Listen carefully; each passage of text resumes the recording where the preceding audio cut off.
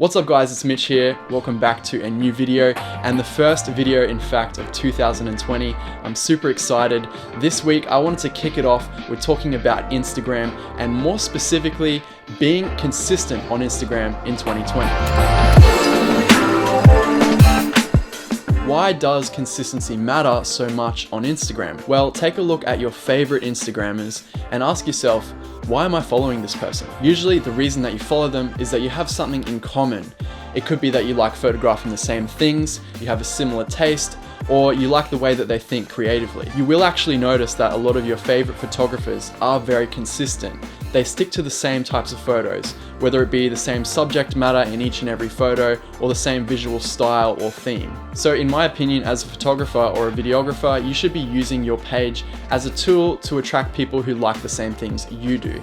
And if your Instagram feed is all over the place, you've got all different subject matter, you have photos that are edited in a completely different style, you're just going to confuse people and they're not going to get a cohesive picture, a real feeling of who you are. I am by no means an expert on creating the ultimate Instagram feed. I think my feed's looking pretty good so far. I'm pretty happy with it, but I'm always improving. It is definitely a work in progress, but I want to share with you guys what I've created so far. And here's a little screenshot of my Instagram feed if you guys want to check it out. I'll also leave the link in the description below. So tip number one is to use a preset. Presets are actually the most common way that photographers will create a consistent style in their photos. You can buy presets or you can create them yourself, which is what I recommend. Using any normal photo editing app like Lightroom or VSCO or RNI Films, I'll link a bunch of those apps that I recommend in the description below. The only problem with the preset though is that usually the same preset might not work on every single photo. But if you get the basic tweaks of the colors and the tonalities down and you just make minor changes for each and every photo, you can ensure that your feed is going to be consistent now that you have that preset and that you're going to stick to using that one preset in every single image. I know that personally my preset tends to work on almost every single photo that I edit.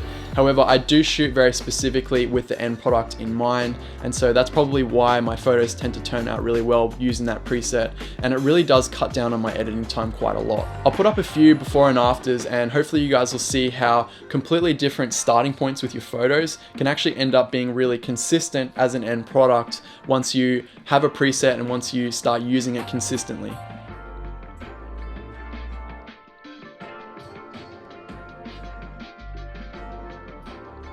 My second tip is to use a color theme, and many photographers do use a particular color palette in order to create a unique look for their Instagram feed. A lot of the time this is achieved by accentuating 2 or 3 main colors throughout all your photos and pulling back the colors that distract from that color theme. So you might be using like a teal and orange and then pulling back all of the green or pushing the green towards orange or towards teal, so that you sort of have this very clear palette of colors in each and every photo. This needs to be part of not just the editing process, but also the actual shooting itself. When you're out shooting, you need to be looking for subjects and locations that actually complement your color theme. One quick tip, if you guys are using Lightroom, you can actually use the HSL sliders to target particular colors and remove them completely or change the hue and saturation of them so that you can accentuate them or pull them back in order to create a certain look. My third tip is to use consistent brightness, tones, and saturation in your photos.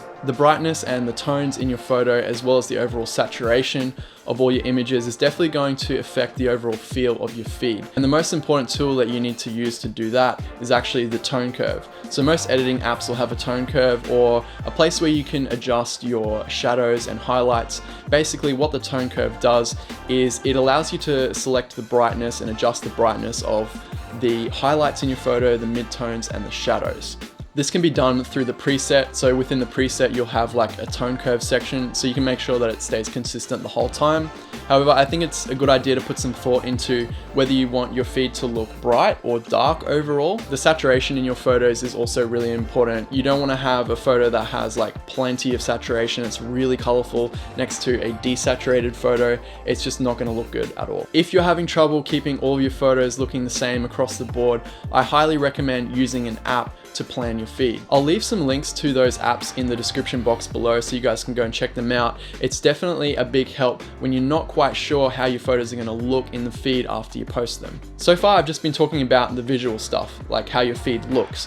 However, it's important to know that that's not the only way that you can be consistent on Instagram. So my fourth tip is to have a theme, which means just sticking to one particular subject or subject matter that you shoot consistently. Subject matter can encompass the genre of photography that you do, so it could be that you only focus on extreme sports or portrait or landscape photography, or you only take photos of cars. It could be that you only post night photos if you really like doing that. Make sure that the subject matter of your photos is something that you're really passionate about capturing, and that way that passion for that subject is going to come through and people are going to get a better sense of who you are and what you care about. So that's my 4 tips, but I'm going to give you guys one more bonus tip, which is to use a compositional theme. I've seen compositional themes used really well on Instagram, for example, using a lot of negative space in your photos or adopting more minimalistic style in your photos. These profiles do really well to keep a beautiful minimalistic style in their compositions, and their feeds really stand out of the crowd because of that.